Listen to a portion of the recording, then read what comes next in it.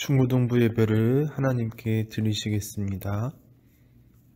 전능하사 천지를 만드신 하나님 아버지를 내가 믿사오며 그 외아들 우리 주 예수 그리스도를 믿사오니 이는 성령으로 잉태하사 동정녀 마리아에게 낳으시고 본디오 빌라도에게 고난을 받으사 십자가에 못 박혀 죽으시고 장사한 지 사흘 만에 죽은 자 가운데서 다시 살아나시며 하늘에 오르사 전능하신 하나님 우편에 앉아 계시다가 저리로서 산자와 죽은 자를 심판하러 오시리라.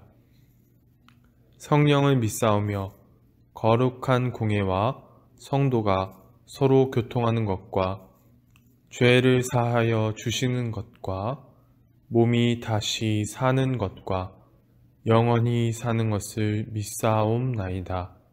아멘.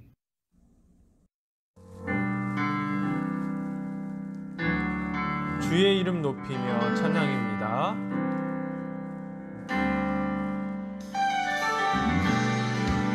약간 신나는 곡이니까 신나게 찬양 드릴 수 있었으면 좋겠어요.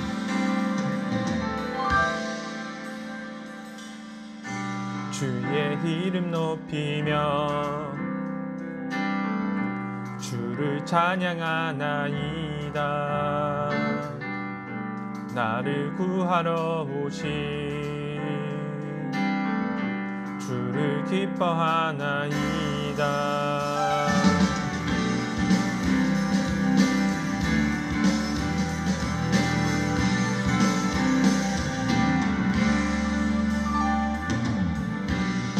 주의 이름 높이며 주를 찬양하나이다. 나를 구하러 오신 주를 기뻐하나이다.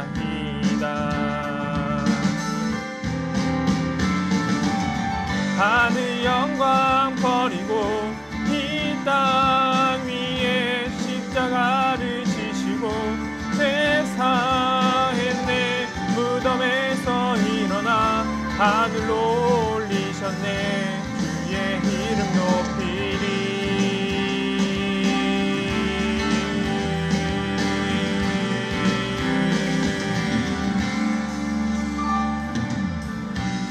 주의 이름 높이며 주를 찬양하나이다.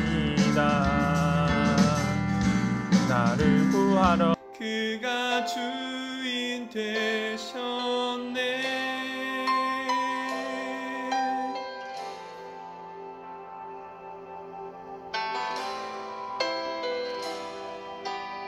죄로 묻은 내 모습, 죄로 묻은 내 모습,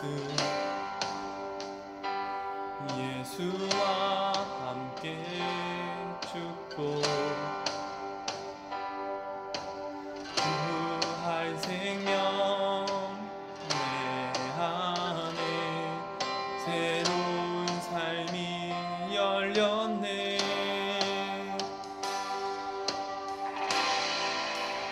너희가 나를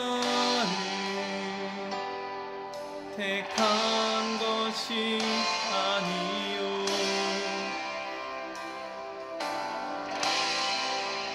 내가 너희를 택하여 세웠나니 오직 내 안에 오직 내 속에 그리스도가 사네. 오직 내 삶에 오직 내 맘에 그가 주인 되셨네. 내 생명 그 안에 그의 생명 내 안에 나의 삶이 이전과 같을 수 없네. 내 생명 그 안에 그의 생명 내 안에 나의 삶이 이전과 같을 수 없네.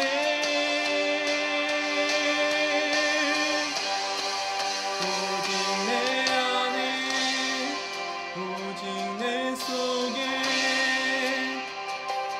그리스도가 사네.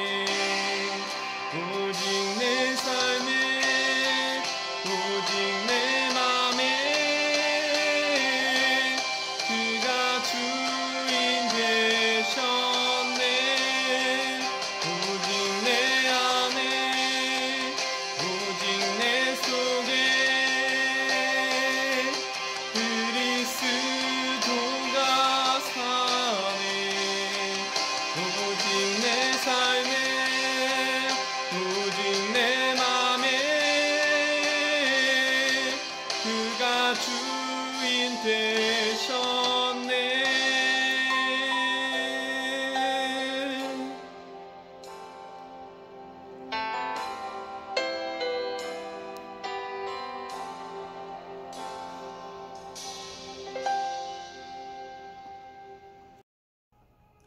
찬양 드리시겠습니다.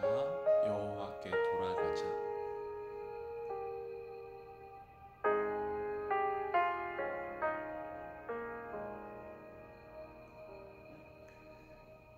내 백성이 나를 떠나 돌아섰지만 내 사랑이 내 백성은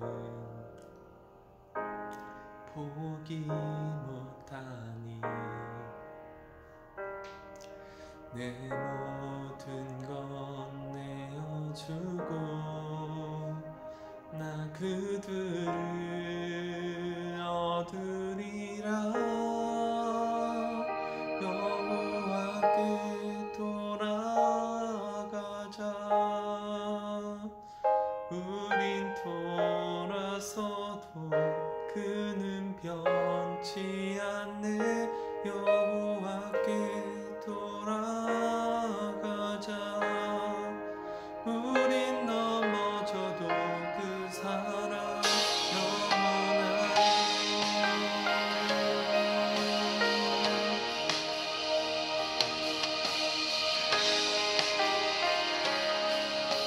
내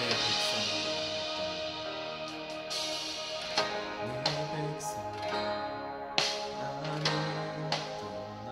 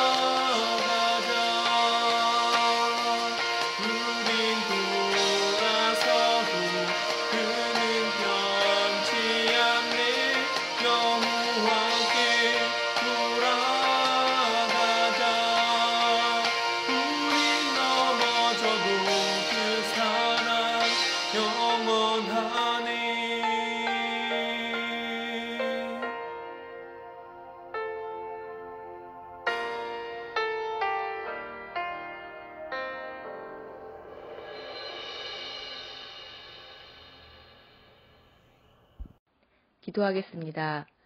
참 좋은 아버지 하나님 감사드립니다. 주의 이름을 높이며 나아갑니다. 주의 이름을 찬양하며 또 나아갑니다. 우리의 삶을 주관하시고 다스려 주셔서 또 평안하게 아버지 앞에 예배드릴 수 있도록 허락해 주시니 감사드립니다. 우리는 죄인이었으나 예수 그리스도께서 우리를 찾아와 주시고 또 만나 주심으로 인해 아버지 앞에 예배드릴 수 있는 자로 세워지니 그것이 또한 너무 감사드립니다. 우리의 예배를 받아주시고 또 흠양하여 주시옵소서. 주님, 우리의 삶을 다 아시고 우리의 형편을 다 아시는 주님, 우리를 불쌍히 여겨주시고 또 긍휼히 여겨주시옵소서. 코로나 상황이 처음에는 금방 끝날 것 같았는데 점점 더 심해지는 것처럼 보입니다. 그렇지만 이런 상황조차도 주님께서 다 아시고 아버지 하나님의 선한 계획하심 아래 있음을 믿음으로 고백하게 됩니다.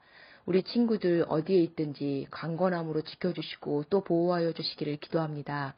주님, 이제 또 2학기가 시작되었는데 학교 생활을 하고 또 선생님들, 친구들과의 모든 관계 가운데 주님 함께하여 주시어서 은혜 가운데 평안하게 또 공부할 수 있도록 은혜를 더하여 주시옵시고 또 모든 위험한 상황으로부터도 지켜주시기를 간절히 기도합니다. 이제 이 시간 예수님의 이름으로 같은 자리는 아니지만 각자의 처소에서 예배드립니다. 우리 아이들이 전심으로 주의 이름을 높이며 아버지 앞에 감사함으로 예배드릴 수 있도록 은혜를 더하여 주시기를 간절히 바라오며 주님, 이제 이 코로나 상황이 속히 잠잠해지게 해주셔서 우리가 다시 얼굴을 대면하여 기쁨과 감사함으로 함께 찬양하고 함께 예배드릴 수 있는 그날이 속히 올 수 있도록 은혜를 더하여 주시옵소서. 그렇게 우리가 예수 그리스도 안에 더 하나가 되어지고 더 사랑하는 관계가 되어질 수 있도록 우리 중고등부를 축복하여 주시기를 간절히 이 시간 기도합니다. 주님, 이 시간에는 또 말씀을 듣기를 원합니다. 말씀을 준비하시고 선포하시는 귀한 전도사님을 성령 충만함으로 붙잡아 주시옵시고 듣는 우리 아이들과 우리 모두들 주님 집중하여 잘 듣고 깨달아서 그 말씀 가운데 또 우리가 행동으로 그 말씀 가운데 우리가 지혜로 나타내어질 수 있도록 더하여 주시기를 간절히 이 시간 기도합니다.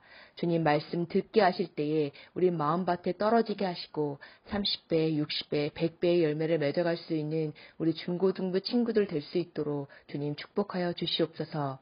주님, 이 예배를 주님께 올려드립니다. 부족하고 연약한 부분이 너무 많지만 그럼에도 우리는 예수 그리스도 앞에 긍휼을 입은 자이기에 담대함으로 나아갑니다. 우리가 드려지는 예배를, 우리의 삶의 예배를 주님 받아주시옵소서. 이후의 시간까지도 주님께 맡깁니다. 주님 다스려 주시고 주님 영광 받아주시옵소서. 감사드리며 살아계시고 우리의 선한 목자 되신 예수님의 이름으로 기도드렸습니다. 아멘.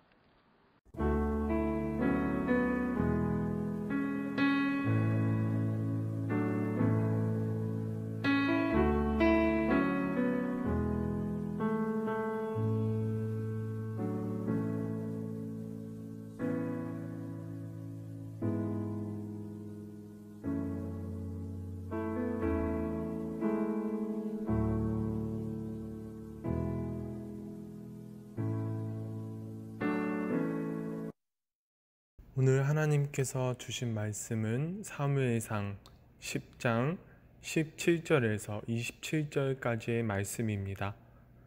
오늘 하나님께서 주신 말씀은 사무엘상 10장 17절에서 27절까지의 말씀입니다. 찾으신 줄 알고 봉독해 드리겠습니다. 사무엘이 백성을 미스바로 불러 여호와 앞에 모으고 이스라엘 자손에게 이르되 이스라엘 하나님 여호와께서 이같이 말씀하시기를 내가 이스라엘을 애굽에서 인도하여 내고 너희를 애굽인의 손과 너희를 압제하는 모든 나라의 손에서 건져 내었느니라 하셨거늘 너희는 너희를 모든 재난과 고통 중에서 친히 구원하여 내신 너희의 하나님을 오늘 버리고 이르기를 우리 위에 왕을 세우라 하는도다. 그런즉 이제 너희의 지파대로 1000명씩 여호와 앞에 나아오라 하고 사무엘이 이에 이스라엘 모든 지파를 가까이 오게 하였더니 베냐민 지파가 뽑혔고 베냐민 지파를 그들의 가족별로 가까이 오게 하였더니 마드리의 가족이 뽑혔고 그 중에서 기스의 아들 사울이 뽑혔으나 그를 찾아도 찾지 못한지라. 그러므로 그들이 또 여호와께 묻되 그 사람이 여기 왔나이까? 여호와께서 대답하시되 그가 짐 보따리들 사이에 숨었느니라 하셨더라. 그들이 달려가서 거기서 그를 데려오매 그가 백성 중에 서니 다른 사람보다 어깨 위만큼 컸더라. 사무엘이 모든 백성에게 이르되 너희는 여호와께서 택하신 자를 보느냐? 모든 백성 중에 짝하리가 없느니라 하니 모든 백성이 왕의 만세를 외쳐 부르니라. 사무엘이 나라의 제도를 백성에게 말하고 책에 기록하여 여호와 앞에 두고 모든 백성을 각기 집으로 보내매 사울도 기브아 자기 집으로 갈 때에 마음이 하나님께 감동된 유력한 자들과 함께 갔느니라. 어떤 불량배는 이르되 이 사람이 어떻게 우리를 구원하겠느냐 하고 멸시하며 예물을 바치지 아니하였으나 그는 잠잠하였더라. 아멘. 안녕하세요. 예담교회 주문동보 여러분. 오늘 말씀을 들으러 오신 여러분을 환영합니다. 여러분, 오늘은 이스라엘의 첫 번째 왕이었던 사울이라는 사람이 왕이 되기 전에 어떠한 사람이었는지 알아보는 시간을 가져보려고 합니다. 그리고 다음 주에는 왕이 된 사울이 어떠한 사람이 되었는지에 대해서 알아보려고 합니다. 그러니까 총 2주에 걸쳐서 이 사울이라는 사람에 대해서 알아가 보는 것입니다. 여러분, 저번 시간에 전도사님이 여러분들께 이제 설명을 드렸던 부분이 바로 이런 부분이 있었습니다. 혹시 기억나실지 모르겠어서 전도사님이 한 번 더 설명을 드릴게요. 이제 이스라엘 백성들이 이제 사무엘에게 왕을 요구하는 장면이 있었지요. 하나님께 선택받았던 사사이자 제사장이자 선지자였던 사무엘은 하나님께 이제 명령을 받아서 이스라엘을 잘 다스렸었어요. 그런데 사무엘이 나이가 들게 됐자 사무엘의 두 아들들이 이스라엘을 다스리는 사사가 되었습니다. 그러나 이 두 아들들이 사무엘의 삶과 같은 삶을 살지 않고 아버지의 행동과는 다르게 뇌물을 받고 잘못된 판결을 내리고 그릇된 방식으로 살아나갔던 것이지요. 그렇기 때문에 이스라엘 백성들은 사무엘에게 자신들을 다스릴 인간 왕을 요구했습니다. 이 인간 왕을 요구한 것에 대해서 사무엘은 불쾌하게 여겼고 하나님께 자신의 심정을 아뢰었어요. 그러자 하나님께서는 사무엘에게 이렇게 말씀하셨습니다. 이스라엘 백성들이 사무엘 너를 버리러 가는 것이 아니라 나를 버리러 가는 것이다. 이렇게 말씀하셨습니다. 그런데 하나님께서는 사무엘에게 이스라엘 백성들의 요구를 들어주라고 말씀하세요. 여러분, 전도사님이 저번 시간에 하나님께서 이스라엘 백성들을 애굽에서 이끌어내신 이유에 대해서 말씀을 드렸습니다. 하나님께서는 이스라엘 백성들을 애굽의 압제가 잘못되었다는 것을 보여주시기 위하여서 애굽에서 뽑아내셨어요. 애굽에서는 이스라엘 백성들을 끊임없이 착취했고 자신의 이익을 위하여 끊임없이 압제했지요. 그러한 압제가 정말 잘못되었다는 것을 이 세상 모든 세상에 보여주기 위하여서 하나님께서는 이스라엘 백성들을 애굽에서 말 그대로 뽑아내셨고 가나안 땅에 집어넣으셨습니다. 그리고 사람을 압제하지 않는 나라, 하나님이 온전히 다스리셔서 사람 위에 사람이 있지 않는 나라를 만드시려고 했어요.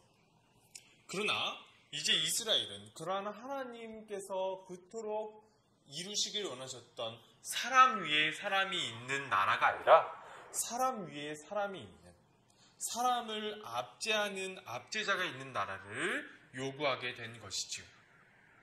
그래서 하나님께서는 그 요구를 들어주시고 왕을 이스라엘 백성들 위해 세워주십니다. 그 왕이 될 사람으로 사울이 선택받았는데요. 이 사울이 어떠한 사람이었는지 알아보고 이 사람이 압제와는 얼마나 먼 사람이었는지 알아가 보도록 하겠습니다. 여러분, 사울은 이스라엘의 12지파 중에서 가장 막내였던 베냐민 지파 사람이었고, 베냐민 지파 중에서도 유명한 집안은 아니었어요. 이제 힘 있는 집안이라는 말은 나오는데, 이스라엘 백성들을 이끌었던 여호수아가 이제 속해 있었던 유다 지파, 이제 유다 지파 정도의 입지를 가지고 있지는 못했던 지파였습니다. 그렇기 때문에 왕이 되기에는 아무래도 부족한 면이 있는 집안의 어떤 그러한 면을 갖고 있었던 사람입니다. 물론 사울에 대한 긍정적인 평가는 성경에 많이 나와 있어요. 이제 사울에 대한 성경의 이제 평가를 말씀을 읽어가면서 알아보면 좋겠지만, 그 부분은 공과로 넘겨보도록 하고, 설교 시간에는 여러분들께 간단히 설명하고 넘어가도록 하겠습니다. 사울은 효도하는 사람이었고요.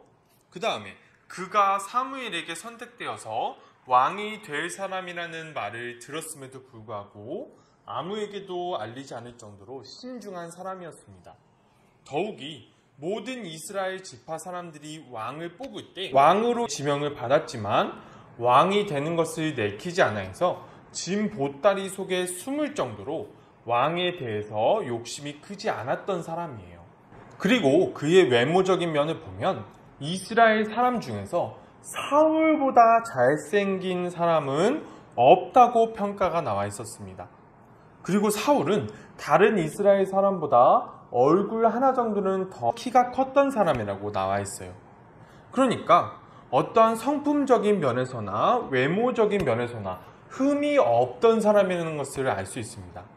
그렇다면 군사를 이끄는 지휘관으로서의 면모를 살펴볼까요? 사울이 왕이 될 때는 이제 이스라엘과 암몬과의 전쟁이 벌어질 때였는데요. 사울이 이스라엘 백성들의 지휘관이 되어서 암몬과의 전쟁을 승리로 이끌게 됩니다. 이때 새벽에 암몬을 공격하는 이제 전술을 사용을 해서 암몬과의 전쟁을 승리로 이끄는 모습을 보여줘요. 이러한 모습을 통해서 사울은 충분히 지혜가 있던 사람이라는 것도 알 수 있습니다. 그리고 이스라엘 전체를 이제 무리 없이 이끄는 모습을 보니까 충분히 이스라엘을 이끌 수 있는 리더십도 있다는 것을 알 수 있습니다. 이 모든 면을 보면 이제 사울에 대한 평가를 이제 압축을 할 수 있을 것인데요. 이 사울에 대한 평가를 성경의 한 구절을 통해서 정리할 수 있을 것 같아요. 바로 사무엘상 10장 24절에 이런 말이 나옵니다. 그 말이 무엇이냐면 바로 이스라엘의 모든 백성 중에 이만한 인물이 없다는 것입니다. 그러니까 이스라엘 백성 중에서 왕으로 뽑힐 만한 인물 중에 사울보다 더 나은 사람이 없다는 것이죠. 그러니까 모든 면에서 사울은 왕이 되기에 적합한 사람이라는 것입니다. 여러분, 한마디로 인간이 가질 수 있는 모든 것을 다 가졌던 사람이에요. 사람들이 원하는 어떤 왕, 영웅이 될 수 있는 모든 요소들을 다 갖고 있죠. 외모도 갖고 있고, 키도 갖고 있고, 지혜도 갖고 있고, 리더십도 있어요.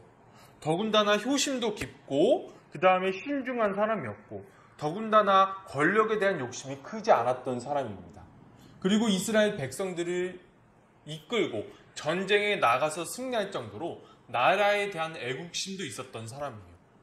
이렇게 모든 것을 다 가지고 이스라엘 백성들이 원했던 인간 왕으로서 가장 적합했던 사람이 바로 사울이었던 것입니다.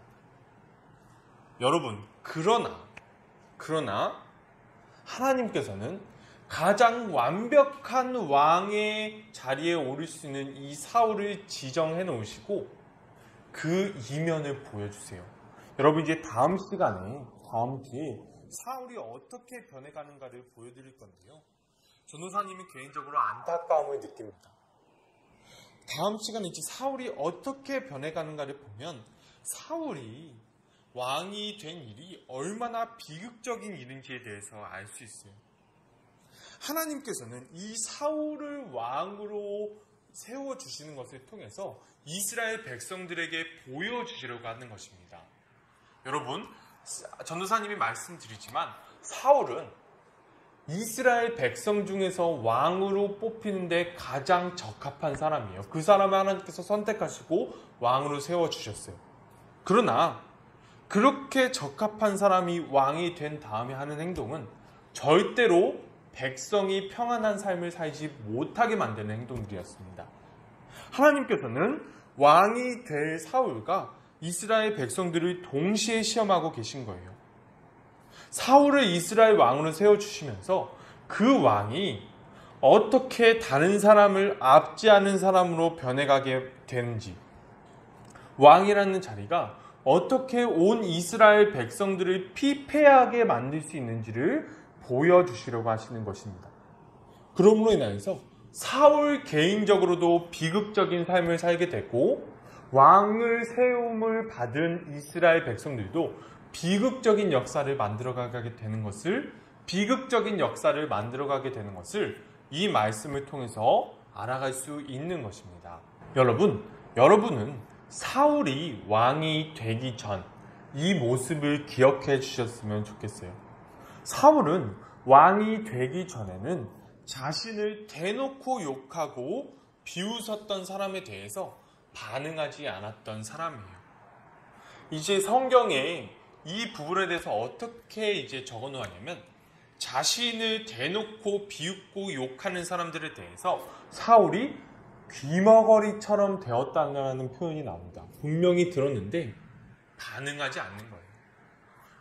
사울은 자신이 왕이 되기에 적합하지 않는 사람이라고 그때는 생각했던 것입니다. 그러나 그는 점점 변해가게 돼요.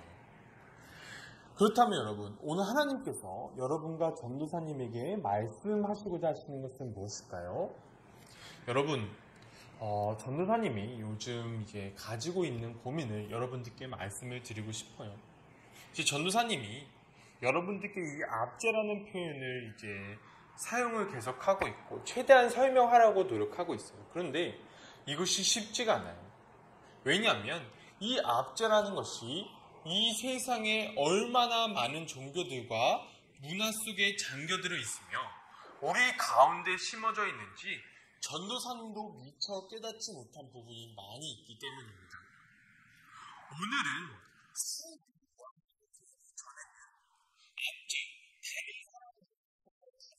착취하고 괴롭히는 것을 얼마나 멀리 했던 사람인지에 대해서 볼 수 있습니다. 그러나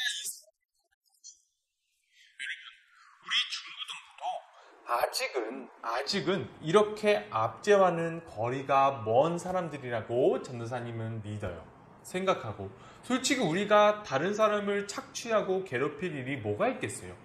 여러분들은 학생이고 전도사님은 아직 전도사이기 때문에 이런 일이 없다고 생각합니다. 그러나 여러분, 언젠가 우리도 선택지 앞에 서 있을 수 있습니다. 오늘 왕이 된 사울에게도 기회가 있었어요. 그는 왕이 되고 싶지 않아서 왕으로 선택되어지는 장소에서 숨어 있을 정도로 내키지 않아 했던 사람입니다. 그러나 그는 마지막에 이르러서는 왕의 자리를 선택을 해요. 그리고 왕으로서 살아가게 되면서 불행한 삶을 살아가게 됩니다. 여러분, 우리는 이렇게 되지 말아야 돼요. 여러분, 사울이 왕이 된 후에 그의 겉모습은 과연 불행해 보였을까요? 아니면 행복해 보였을까요? 여러분, 왕의 자리에 올라간 직후에 그가 누렸던 부와 많은 권리를 보면 그가 겉으로 보기에는 행복해 보였을 거예요. 그러나 여러분, 사울의 내면과 사울의 일생은 절대로 평안하지 못했습니다. 그것이 무엇이냐면 하나님께서 그렇게 사람을 만들어 놓으셨기 때문이에요.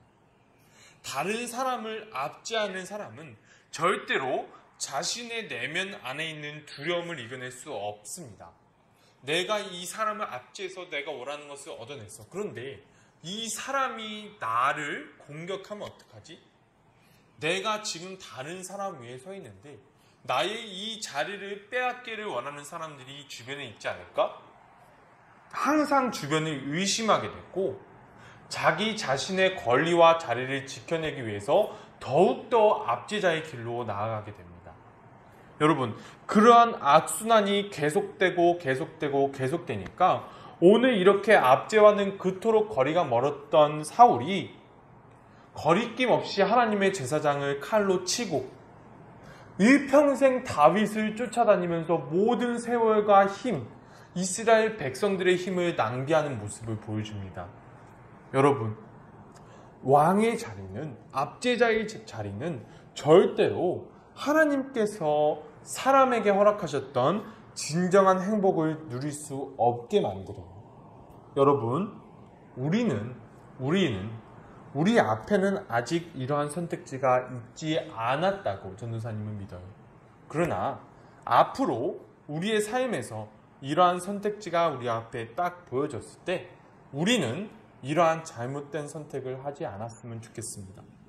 하나님께서 전도사님과 여러분들에게 그토록 원하시는 행복한 삶을 살 수 있는 우리 모두가 되었으면 좋겠습니다. 전도사님이 기도드릴게요.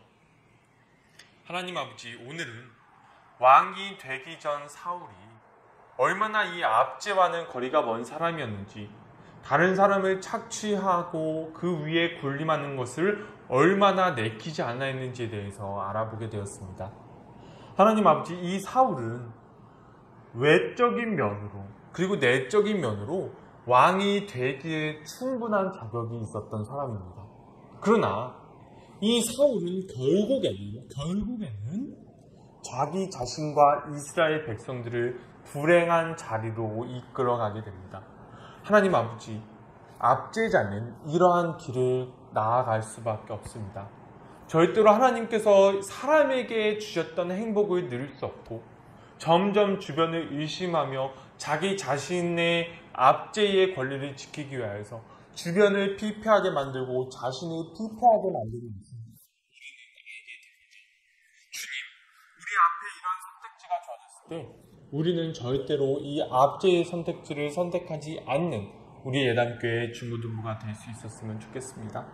우리가 제발 하나님께서 인간이, 사람이 누리기를 원하셨던 그 행복을 우리가 누릴 수 있기를 간절히 소망합니다.